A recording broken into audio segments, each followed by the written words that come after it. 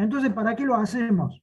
Bueno, porque manualmente, olvídense de los software actuales, manualmente uno debía calcular la varianza primero, y la raíz cuadrada de la varianza va a ser la desviación estándar, que es una medida que sí es muy importante, y la vamos a ver enseguida.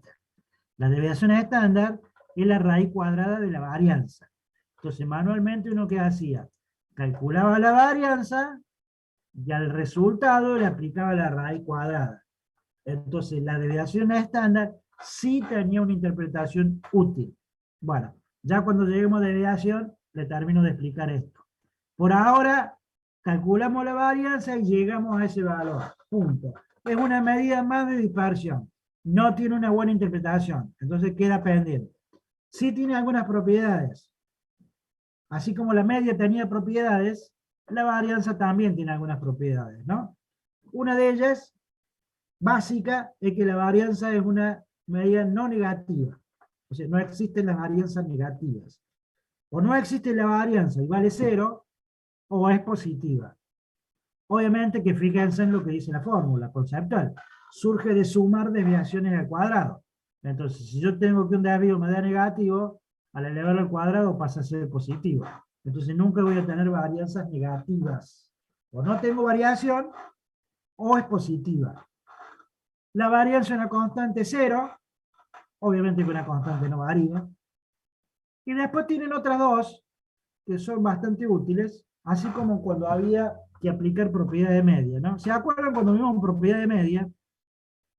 Dimos un ejemplo que decíamos, bueno, teníamos un cierto grupo de personas que ganaban tanta plata, ganaban tanto salario, y al mes que viene se proponía un aumento de un 10% en los salarios, y dijimos que la media se modificaba. ¿Y cómo se modificaba? La nueva media, dijimos que iba a ser la media anterior por la constante de aumento. En aquel momento dijimos, si a la media anterior la multiplicamos por 1.10, por 1,10, ya me iba a dar la nueva media subida un 10%, ¿se acuerdan?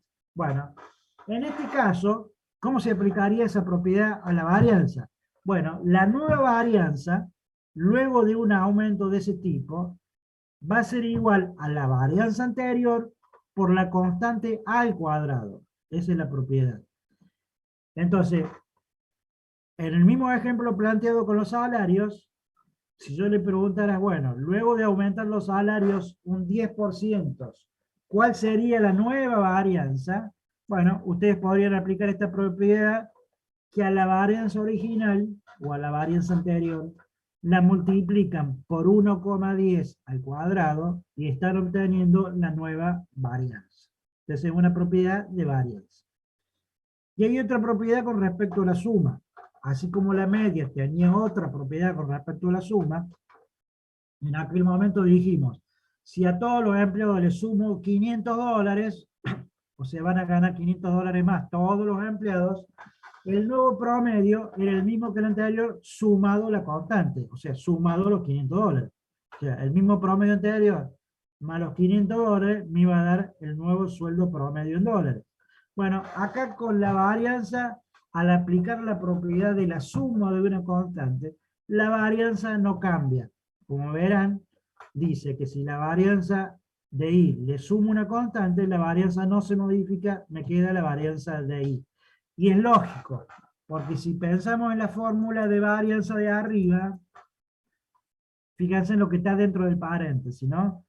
Es decir, si todos los valores, si todos los salarios, en este caso que estamos planteando, ¿no? Si todos los salarios suben $500, la media también sube $500. Entonces lo que está dentro del paréntesis sigue siendo la misma diferencia. O sea, no cambia el numerador. Entonces la varianza no debería cambiar, sigue siendo la misma que antes. ¿Sí? Bueno, estas propiedades las pueden aplicar a varianzas, son propiedades de varianza, ténganlo en cuenta. Bien, llegamos a otra medida que es la desviación estándar, que sí es muy útil, y es la desviación, es la raíz cuadrada de la varianza. Fíjense que ahí tienen sigma solo. Sigma solo significa desviación estándar poblacional, o sea, le sacamos el cuadrado al símbolo, me queda sigma solo, Y eso significa desviación estándar poblacional, que obviamente la fórmula sería la raíz cuadrada de la varianza, ¿no? Fíjense que dentro de la raíz está la varianza poblacional. Bueno, entonces, en la práctica, ustedes calcularían la varianza y luego le aplican la raíz cuadrada. Si la desviación es muestral, la vamos a llamar S sin el cuadrado, y obviamente que va a ser la raíz cuadrada de la varianza de la muestra, que es lo que tienen ahí en pantalla, ¿no? Calculan la varianza de la muestra, le sacan la raíz cuadrada y obtienen la desviación. Bueno, la desviación estándar sí es muy importante, y lo que me devuelve la desviación estándar también es un promedio, pero ya estoy trabajando en el orden de la variable, ya le saqué el cuadrado, o sea que volví a la variable al orden que tiene sentido. Entonces, acá sí tiene sentido esta medida, y me da una dispersión promedio que hay entre los valores de la variable y la media. Es decir, en promedio, ¿qué tanto se alejan los valores de la variable respecto de la media? A ver, un ejemplo. Yo tengo el curso y la nota promedio del curso es 6. Pero tengo alumnos que sacaron 7, tengo alumnos que sacaron 4, tengo alumnos que sacaron 8, tengo alumnos que sacaron 1. Es decir, los valores de la variable se alejan respecto del promedio en más unidades o en menos unidades.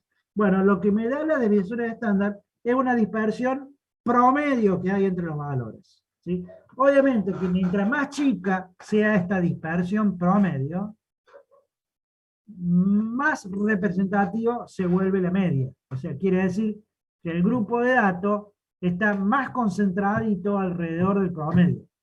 Si esta desviación es muy grande, quiere decir que los datos están bastante dispersos y la media se suele volver menos representativa. ¿Se entiende el significado de la desviación estándar? ¿Queda claro?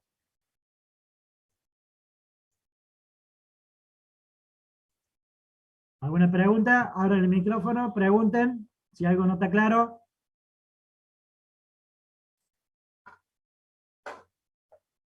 ¿Vamos bien? ¿Se entiende? ¿Algo para aclarar? Sí, profe, se entiende. Bueno, seguimos. Bueno, por ahí se le plantea una reglita que tiene que ver con las desviaciones estándar, pero ya lo vamos más adelante, esta reglita con, seguramente con una distribución llamada distribución normal, que es un modelo de probabilidad que vamos a ver más adelante cuando veamos un modelo de probabilidad. Hay una distribución que se llama distribución normal, que es una de las distribuciones más importantes de la estadística, y tienen que ver con esto de las desviaciones estándar. A ver, le planteo un ejemplo rápido. No tomen el ejemplo que están viendo ahí con el cálculo de las desviaciones estándar. Simplemente les digo lo siguiente. Imagínense ustedes que en el grupo del curso yo estoy analizando el peso promedio, el peso de los alumnos, o sea, el peso en kilogramos, ¿no? Y digo, la media poblacional es 60 kilogramos. Y la desviación estándar me da 5 kilogramos. ¿Sí? Recolectamos la información del curso y llegamos a esos valores. Media poblacional, 60 kilogramos, desviación estándar, 5 kilogramos. Bueno, lo que me dice la distribución normal, según esta reglita que vamos a ver acá, es que si yo me alejo una vez las desviaciones estándar para un lado de la media o para el otro lado de la media, piensen en el ejemplo que estoy proponiendo, que la media es 60 kilogramos, ¿no? La media es 60 kilogramos. Y la desviación estándar, 5 kilogramos. Entonces, si me alejo una vez la desviación estándar para la derecha, el próximo valor de la variable sería 65 kilogramos. Si me alejo de la media, una desviación para la izquierda, o sea, para abajo del peso promedio que es 60 kilogramos, el valor de la variable seguramente sería 55 kilogramos. O sea, una vez el desvío para arriba y una vez el desvío para abajo del promedio. Bueno, entonces, la distribución normal me estaría asegurando que el 68% de los alumnos prácticamente pesaría entre 55 y 65 kilogramos. Si me alejo 2 unidades de desviaciones estándar para arriba y 2 unidades para abajo, no se olvide que el peso promedio es 60, entonces 2 unidades de desviación estándar para arriba serían 2 por 5, 10, entonces el próximo valor de la variable sería 70 para arriba, y para abajo sería 50. Entonces, la distribución normal me estaría asegurando que casi el 95% de los alumnos debería pesar entre 50 y 70 kilogramos. Y si yo tengo una distribución normal, según esta regla, el 99% de los alumnos prácticamente pesaría entre 45 kilogramos y 75 kilogramos según esta regla. Porque sería 3 unidades de desviación estándar para arriba del promedio, 3 unidades de desviación estándar para abajo del promedio. Bueno, esa interpretación me la da la distribución normal. Cuando veamos distribución normal, seguramente vamos a volver a estos valores. Pero para que se den una idea de qué significan estos porcentajes que están viendo allí. ¿Está claro? Bien, otra medida bastante útil de variación, a ver si hay alguna pregunta. Bueno, aparentemente no hay preguntas, vamos bien con los temas. Otra medida de dispersión es el coeficiente de variación. Fíjense que yo podría tener dos grupos de alumnos. Supongamos el grupo de ustedes, le estaba analizando recién el peso promedio, 60 kilogramos, desviaciones estándar en kilogramos, 5 kilogramos. ¿Sí? Y resulta que al otro grupo, al curso, no sé, de la tarde, en vez de estudiarle el peso, le estoy estudiando la altura. Entonces, el peso, en la altura promedio me da 1,70 m y la desviación estándar me da 0,50 metros, 0,30 metros. Entonces, son dos grupos y en los cuales estoy trabajando, inclusive con unidades de medida diferentes. En uno estoy trabajando con kilos y en otro con altura, con metros. ¿Sí? Y yo les pregunto a ustedes, ¿cuál de los dos grupos es más homogéneo? ¿Qué significa que sea más homogéneo? Significa que los datos están más concentrados alrededor del promedio. Es decir, que tengan poca dispersión. Cuando la dispersión crece, los datos están más alejados del promedio y se dice que los datos están más son más heterogéneos. Entonces el grupo va a ser más homogéneo cuando los datos estén bien agrupaditos. Entonces muchas veces no pueden decirme o contestarme eso solamente conociendo la desviación estándar de cada grupo. ¿Sí? Porque yo podría tener que la desviación estándar en un grupo sea de 1,70 metros y en el otro sea de 0,50 kilogramos. No tiene nada que ver una unidad con la otra. Entonces, sobre todo cuando son diferentes unidades, es muy aplicable el coeficiente de variación. ¿Sí? Entonces me ayuda a ver la variación en los grupos. Entonces yo le calculo el coeficiente a un grupo, le calculo el coeficiente al otro grupo, y el coeficiente que tenga un valor más chico me va a dar qué grupo es más homogéneo o menos homogéneo. Fíjense que el coeficiente se calcula con la desviación estándar y con la media aritmética. Entonces, conociendo la desviación, conociendo la media, yo puedo calcular este coeficiente y usarlo como una medida más de dispersión. Sobre todo cuando quiero comparar. No necesariamente tienen que ser diferentes unidades, ¿no? Porque yo podría estar trabajando, a ver, con la edad, y estoy trabajando con un grupo del primario y un grupo del secundario, o un grupo de la universidad. Entonces, obviamente, la unidad de medida es la misma, es la edad en años, pero son dos grupos que no son directamente comparables, porque seguramente en el caso del primario el promedio va a ser muy bajo, y en el caso del universitario el promedio va a dar mucho más elevado, ¿sí? Entonces no se puede hacer una comparación directamente con la desviación de cada grupo. Yo no podría sacar la desviación de un grupo, me da 2,2, la desviación del otro grupo me da 4, entonces como la del primero me dio más chico, yo digo tiene menor dispersión. Yo podría comparar directamente dos grupos con las desviaciones estándar, sí y solo sí, si los dos grupos tienen la misma media. Si los dos grupos tienen la misma media, yo podría comparar los dos grupos con las desviaciones estándar únicamente. Pero si no tienen la misma media, no puedo usar la desviación estándar para comparar. Entonces ahí aparece este coeficiente que es muy útil. ¿Sí? Entonces, siempre que tengan que comparar dos o más grupos, bueno, tengan en cuenta este coeficiente que lo pueden aprovechar. Obviamente que mientras el coeficiente está más cerca de cero, cuando el valor numérico está más cerca de cero, significa que hay menor dispersión. Si el coeficiente crece, significa que hay mayor dispersión. Algunos software lo calculan, pero nada más que a veces lo da en términos de porcentaje, o sea que lo pasa a porcentaje. Por ejemplo, en este caso, fíjense que en el primer grupo me da 0,12. Bueno, en algunos software, en vez de decir 0,12, dice 12%. ¿Sí? El otro grupo, el coeficiente da 0,09, bueno, en el software diría 9%. De cualquier manera, la interpretación es esa. Mientras más chico sea el coeficiente, menor dispersión habrá en ese grupo de datos, con lo cual es más homogéneo ese grupo. ¿Está claro? Es una medida de dispersión.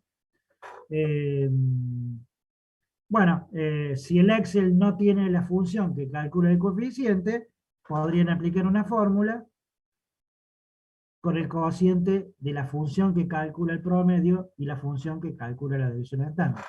Ya que estamos con el Excel, les recuerdo que hemos visto varias varianzas. Hemos visto varianza poblacional, recuerden, y hemos visto varianza muestral. Y hemos visto desviaciones estándar poblacional y hemos visto desviaciones estándar muestral. Bueno, por ejemplo, el Excel tiene para cada una función específica. La var P se llama la varianza poblacional, var solo calcula la varianza de una muestra, desbest calcula la desviación estándar poblacional, desbest es la función que calcula la desviación de una muestra. Es decir, para cada una de estas medidas tiene su función específica el Excel. ¿Sí? Algunos otros software también. Bueno, estamos terminando las medidas de dispersión. Hemos visto la de posición y pasemos a las medidas que nos faltan. ¿Sí? Si no hay dudas, pasamos a nuevas medidas. ¿Hay alguna pregunta con la de dispersión? ¿Algo para aclarar? ¿Se entiende hasta ahora todo? ¿Vamos bien? Vamos bien, profe. Bueno, para terminar, medidas de posición, medidas de variación o dispersión, y las últimas medidas se suelen agrupar como medidas de forma, y las medidas de forma son lo que corresponde a medida de asimetría y a medida de puntiagudez. ¿Sí?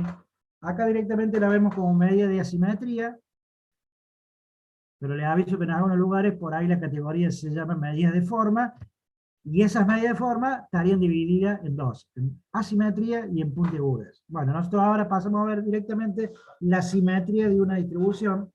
Para ello va a haber un coeficiente que vamos a calcular. ¿Sí?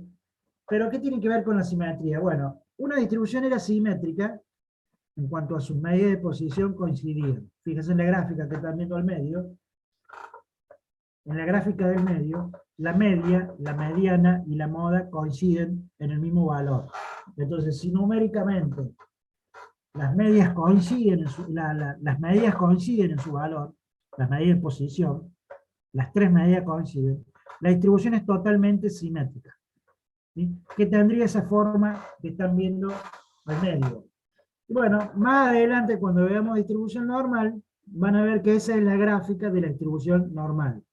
¿Qué significa la simetría? Bueno, que es como un espejo, ¿no? Fíjense que a la derecha de la media existe supuestamente la misma frecuencia que a la izquierda de la media, por eso la altura de la curva es igual en ambos lados, ¿no? Eso significaría que la distribución es totalmente simétrica. ¿Sí? Ahora, como normalmente no suelen coincidir las tres medidas, la distribución puede ser asimétrica para un lado o asimétrica para el otro lado. Entonces, de acuerdo a la posición que ocupan las medidas de posición, va a ser asimétrica hacia la izquierda o asimétrica negativa, se la llama hacia la izquierda o negativa, o la última gráfica que tienen a la derecha, la distribución sería asimétrica positiva o hacia la derecha. ¿Sí? Entonces, de acuerdo a la posición, va a ser una forma u otra. Bueno, el coeficiente la calcula la simetría con un valor numérico. Si el valor me da 0, significa que la distribución es simétrica, Y si el valor me da mayor a 0, significa que la distribución es asimétrica positiva o a derecha. Y si el coeficiente da menor a 0, quiere decir que la distribución es asimétrica negativa o a izquierda. Bueno, hay coeficientes que usan la media y la moda, como el que están viendo. O sea, hacen la diferencia entre la media y la moda y la dividen por la desviación estándar. Entonces me va a dar un valor numérico el coeficiente y verán si le da 0, o si le da mayor a 0, o le da menor a 0, ahí interpretarán. ¿Sí? Obviamente que va a dar 0 cuando la media y la moda sean iguales. Si la media y la moda son iguales, va a dar 0. Si no, no va a dar 0. Bueno, este coeficiente de Pearson, hay otros que usan la mediana en vez de la moda. Fíjense que ahí tienen otro coeficiente que usa la diferencia entre la media y la mediana y la multiplica por 3 y luego la divide por las desviaciones estándar. Bueno, acá hay un ejemplo con ese coeficiente. Fíjense que en el ejemplo, obviamente habría que calcular la media, habría que calcular la mediana, habría que calcular la desviación estándar. En un ejercicio, en un caso real, ustedes seguramente esas medidas ya la deberían haber calculado, seguramente. Bueno, entonces podrían aplicar esos valores y aplicar este coeficiente, con lo cual llegamos a un coeficiente de 0,11, que significa que la distribución es asimétrica, positiva o hacia la derecha. Ahora, ustedes tienen que saber interpretar el valor, no solamente calcularlo. Porque si ustedes lo calculan y le da 0,11 y no entienden qué significa ese valor, y no me sirve demasiado, ¿no? Bueno, lo que me está queriendo decir, fíjense, a ver, vayamos a la gráfica, ¿sí? Para tratar de que entiendan el ejemplo. A ver, si yo tengo una empresa típica argentina, donde hay muchos empleados, y estamos analizando el salario. O sea, en estos gráficos, recuerden que son gráficos de doble eje, que en el eje vertical uno suele tener la frecuencia. Imagínense que esto fuera un histograma, en vez del grafiquito en forma de curva que están viendo allí, fuera un histograma, ¿no? Imagínense el gráfico del medio. El gráfico del medio, cuando la distribución es simétrica, en un histograma, ¿qué significaría? Que en las clases centrales del histograma, en el intervalo, en los intervalos centrales, yo tendría las mayores frecuencias. O sea, las columnas más altas del histograma, de la barra, estarían ahí al medio, y para los costados, o sea, para las otras clases de los costados, iría bajando la frecuencia, o sea, iría bajando la altura de la columna o de la barra. Eso sería un histograma, ¿no? Bueno, en los gráficos de la derecha y de la izquierda sería algo similar, ¿no? Ahora, volvamos al ejemplo que le estoy proponiendo. Una empresa argentina donde hay muchos empleados y estoy estudiando el salario. El salario obviamente va en el eje horizontal. La variable va en el eje horizontal. En el caso típico de las empresas argentinas, ¿se correspondería a cuál de los tres gráficos? ¿Qué creen ustedes? ¿Al gráfico de la izquierda, al del medio o al de la derecha? Si analizamos los salarios. El de la derecha. Bien, seguramente el de la derecha, porque en las empresas argentinas, seguramente, típicamente, hay muchos salarios bajos. Entonces es lógico que la moda esté en un valor bajo de la variable. O sea, en el eje horizontal, el valor bajo de la variable está a la izquierda, ¿no? Entonces fíjense que en ese gráfico estaría representando que habría muchos salarios bajos, ¿sí? Entonces eso es lo que tienen que interpretar cuando es asimétrica para un lado o para el otro, ¿sí? Interpretarlo de esa manera. A ver, ojalá que a la hora de evaluar el parcial, en el curso se dé una situación como el gráfico de la izquierda, donde haya muchas notas altas. Entonces, si se fijan, la moda está bien corrida para arriba, para los valores altos de la variable. Seguramente ahí la moda me estaría indicando de que hay muchos, no sé, muchos 8, por ejemplo. Entonces la mediana está más al medio, el promedio está más a la izquierda, pero yo tengo muchos valores altos de la variable, entonces la distribución pasa a ser hacia la izquierda o asimétrica hacia la izquierda o negativa. Entonces eso es lo que tienen que tratar de interpretar ustedes en el caso práctico, más allá de cómo calculan el numerito, ¿no? Bueno, eso en cuanto a la simetría. Hay un coeficiente que es mucho más exacto, que es más preciso, y se lo llama coeficiente de simetría de Fisher. ¿Sí? Es más preciso que este de Pearson. Y muchos software lo suelen utilizar seguramente. El coeficiente de simetría de Fisher es más exacto, pero obviamente que es más engorroso el cálculo, ¿no? Fíjense que en el numerador usa una sumatoria de desviaciones al cubo respecto de la media. Es decir, lo mismo que usa la varianza, nada que en vez de ser el cuadrado, es el cubo. O sea, el numerador son sumatorias de desviaciones al cubo. Bueno, por supuesto que en el denominador va dividido el tamaño de la muestra por las desviaciones estándar elevada al cubo. Obviamente que el cálculo es más engorroso, pero da un valor de coeficiente más preciso. Bueno, fíjense que ahí tiene un ejemplo, obviamente con los cálculos ya hechos, pero a ver, si tuviéramos que calcular cada desvío, imagínense que ustedes deberían hacer lo siguiente. Tomar un valor de la variable, primero 8,2, restarlo de la media, que es 8,70. Eso me va a dar un desvío. A ese desvío elevarlo al cubo. A ir haciendo eso con cada valor de la variable. Y luego sumar todos los desvíos eso al cubo. Entonces es más engorroso el cálculo, ¿no? Pero bueno, si los valores no son tantos, podrían trabajar manualmente de esta manera. Obviamente con un software aplicarán el coeficiente que tenga o la función que tenga el software, ¿no? El Excel, por ejemplo, tiene una función que calcula la simetría, entonces seguramente cuando hagan el trabajo aplicarán el coeficiente con la función que sea del Excel, ¿no? Pero bueno, manualmente, en forma precisa, deberían saber calcularlo de esta manera.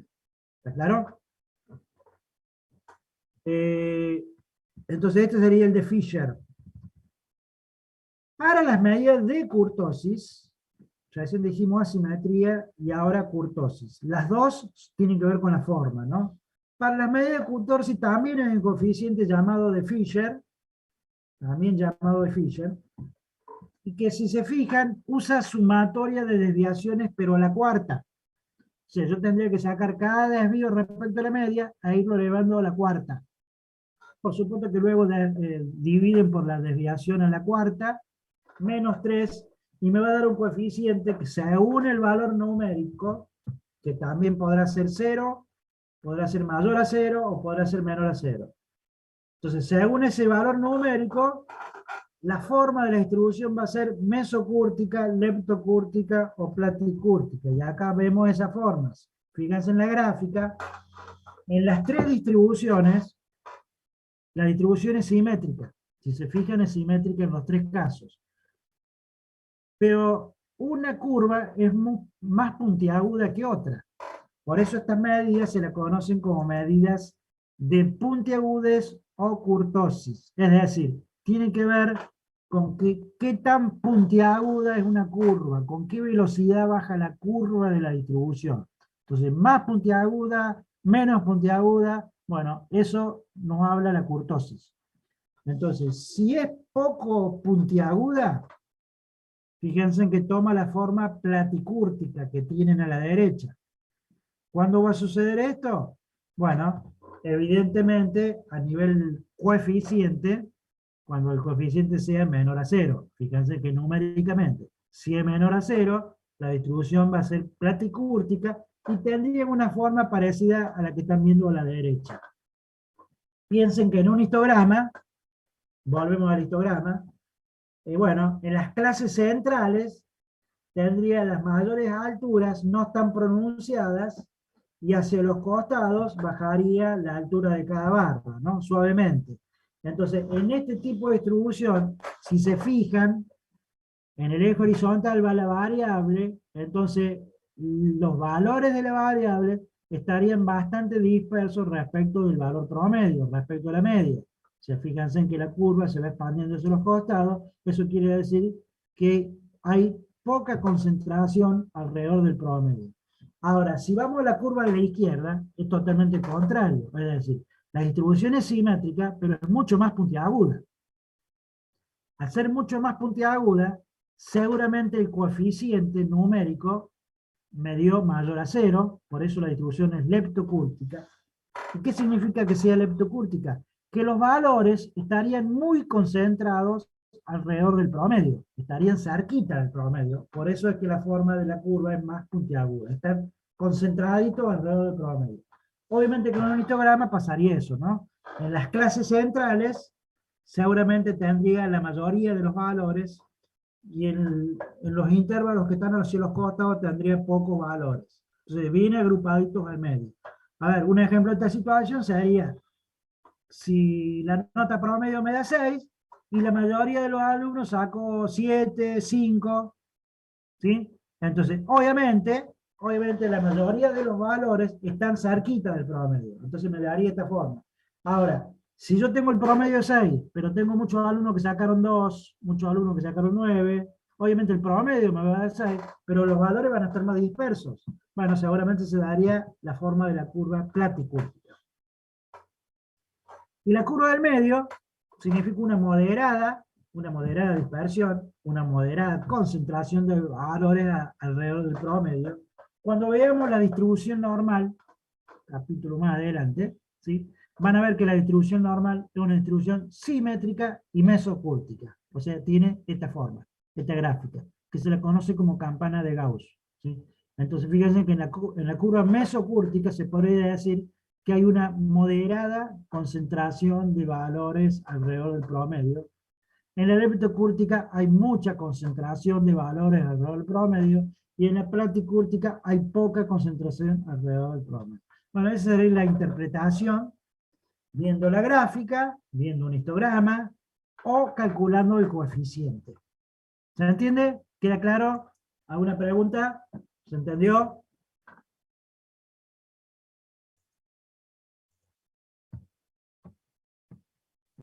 Sí, profe, se entendió. Sí, profe. ¿Se entiende? Bueno, si se entiende. Bueno, acá tiene un ejemplo con este coeficiente de Fisher. Obviamente tendrán que sacar cada desvío,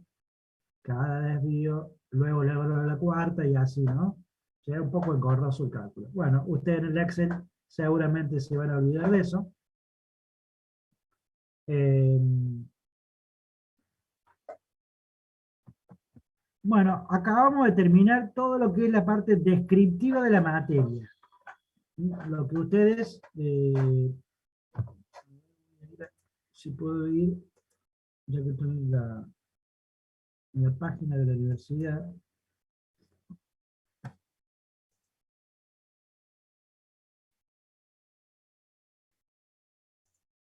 No, a la unidad virtual. A ver, a la unidad virtual.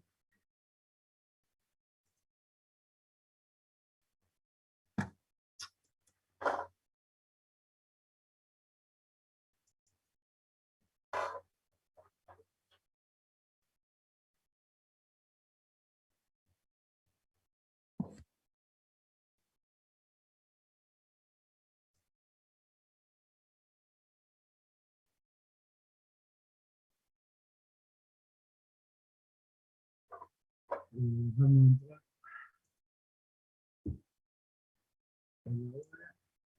Recuerden, por favor, de trabajar en la web, de estar matriculado acá en la web para trabajar ustedes y trabajar con lo que yo publico y con los foros, ¿no? Yo ahora no he visto que participen en foros, que hagan consultas, para eso están los foros, ¿no? Para hacer consultas y no pasarme la consulta al correo, ¿sí? Las consultas me las hacen por acá.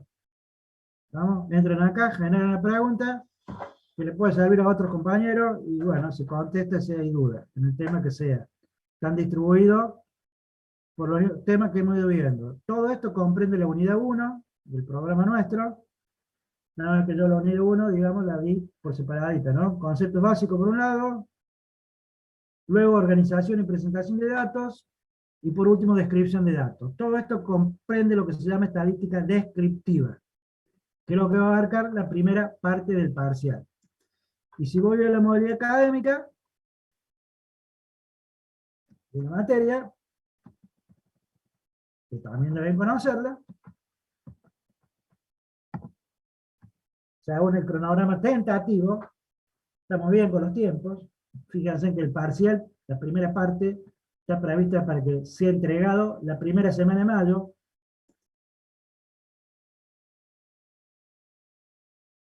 Acá me preguntan, nos comunicaron que el 18 de abril empezamos presencial con su materia también. Bueno, si empiezan la semana del 18, como dice la circular que han enviado, obviamente sería para toda la materia de segundo nivel, tengo entendido. O sea, incluye la nuestra, ¿sí? No es que yo pueda optar. O sea, si la facultad lo decide, presencial, ¿sí? Lo que no quiere Ah, profe, decir... porque nos habían dicho que a veces dependía de cada cátedra, digamos, por eso preguntábamos.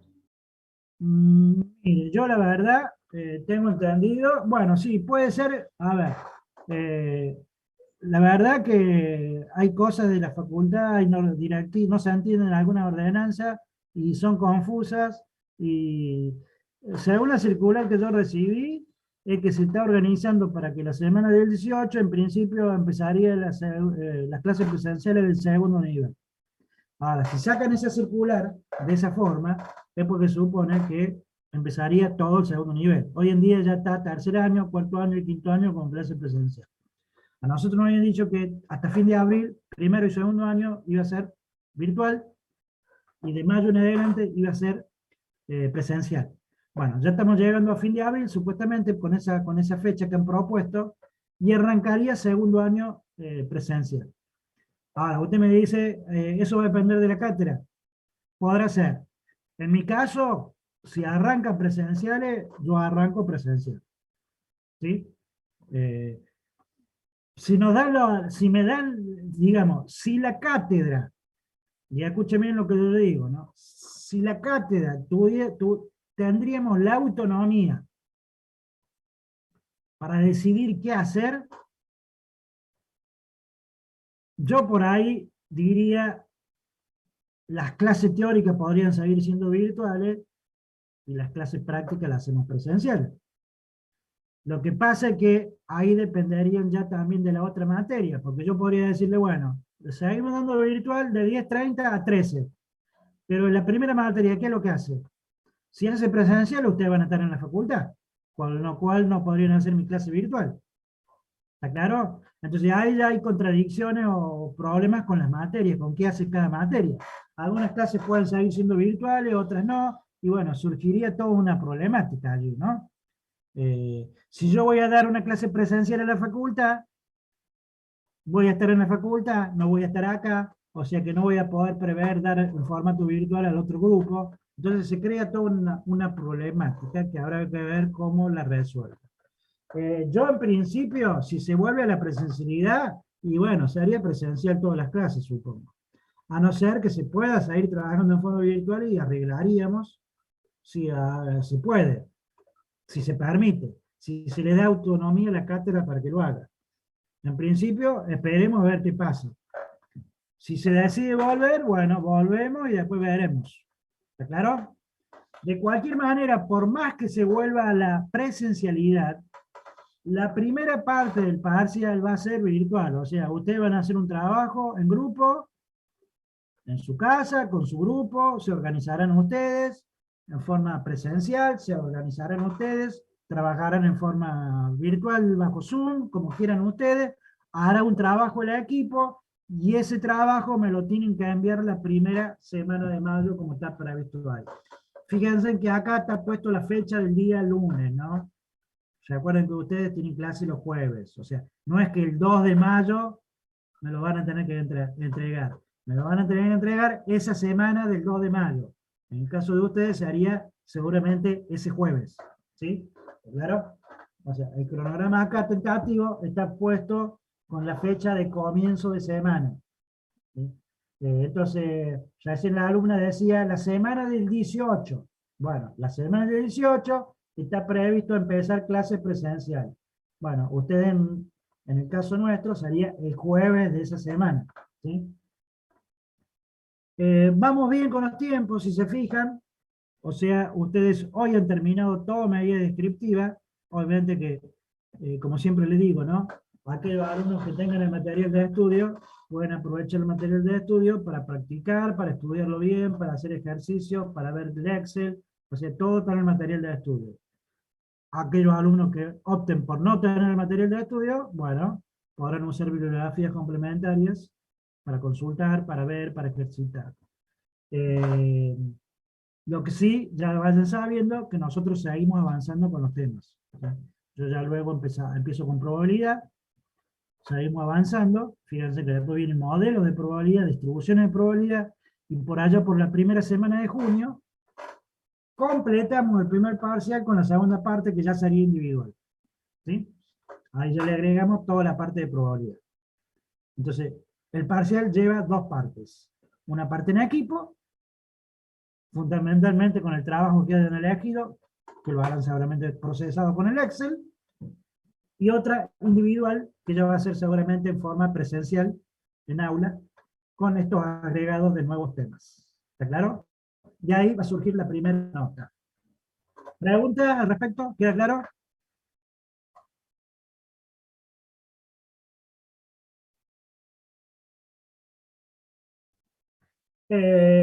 Puede llegar a ir algún concepto de alguno de los temas. Obviamente, seguramente no lo voy a hacer ver todo de nuevo, pero por ahí podría ser algún concepto individual de la primera parte, para asegurarme de que cada alumno también esté, esté trabajando en equipo, ¿no? Porque, a ver, al presentarse en equipo, yo no estoy controlando si realmente los 5 están trabajando, si uno hace todo el trabajo y los otros miran, o sea, no estoy controlando eso.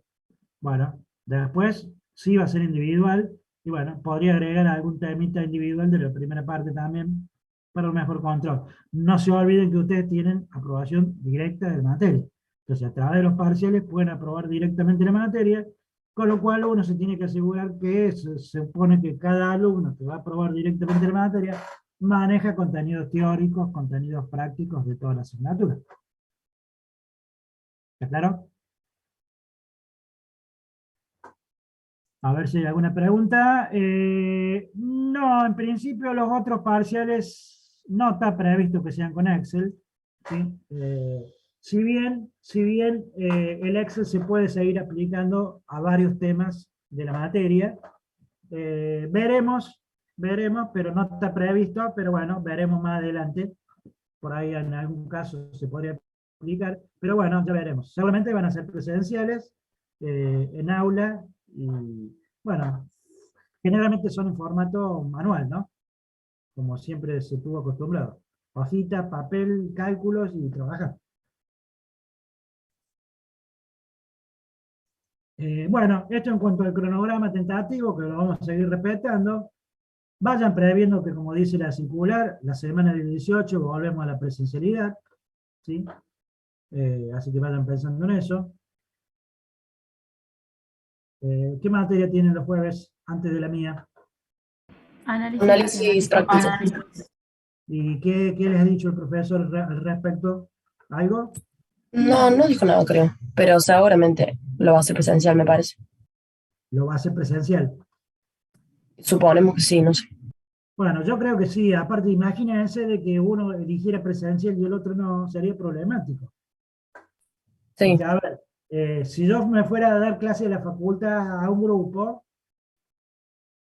yo doy clase con otros grupos, no solamente con ustedes. Yo soy profe de estadística de la carrera industrial, también soy profe de estadística de la carrera de sistema, y en sistema tengo 4 cursos, en este semestre tengo 4 cursos, más los 2 cursos que tengo de industrial, más profe de otra materia que es pensamiento sistémico. Entonces, bueno, coordinar todo eso sería problemático. Entonces es casi imposible que uno pueda dar una clase virtual desde la casa a irse a la facultad, luego a dar clase presencial a otra materia.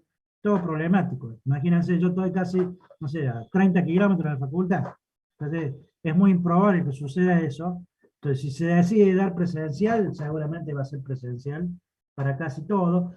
Obviamente que seguramente podrá seguir trabajando así en forma virtual con ciertas cosas, ciertas actividades, ciertas herramientas. Obviamente que sí, eso se puede seguir haciendo.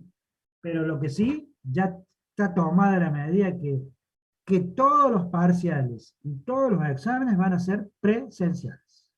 Por más que siga habiendo clase virtual, los exámenes y los parciales son presenciales. Supongamos que yo hubiera decidido tomar el parcial ahora este mes, tendría que haber sido presencial. Eso ya está fijado de principio de año. Tendría que haber sido presencial. ¿Qué pasa? Yo lo voy a tomar virtual porque va a ser una parte del parcial.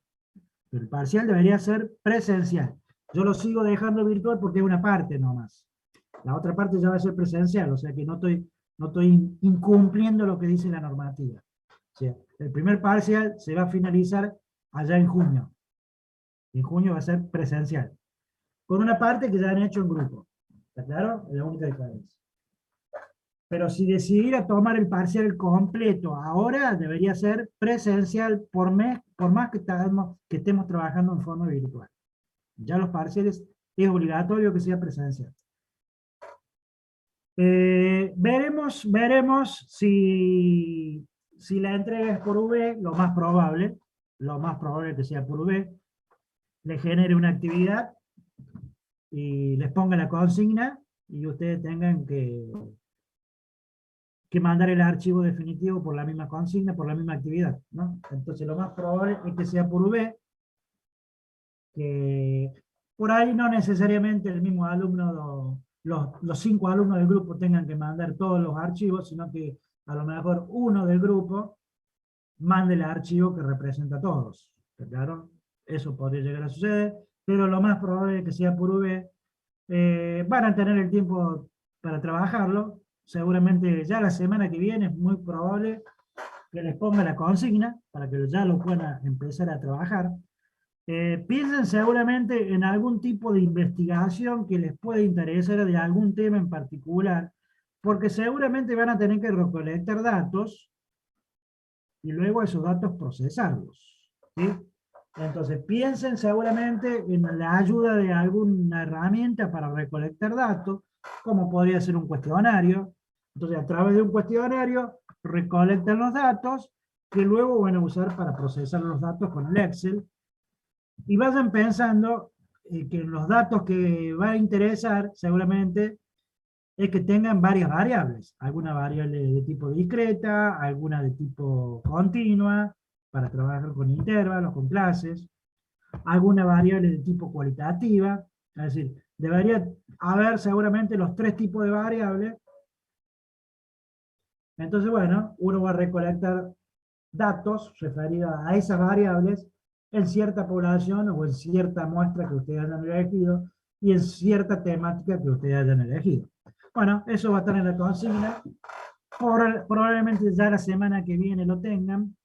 Así que van a tener casi 3 semanas prácticamente para hacer esta parte, ¿no? Tiempo suficiente. Entonces es importante que vayan estudiando, que vayan viendo, que vayan practicando, que vayan haciendo ejercicios, que vayan viendo procedimientos, que vayan viendo tablas, gráficos, toda la parte descriptiva. Bueno, si no hay preguntas y no hay ninguna inquietud, los puedo ir liberando, ¿sí? Que tengan buena semana. El que tenga alguna pregunta, abre el micrófono y pregunte nomás.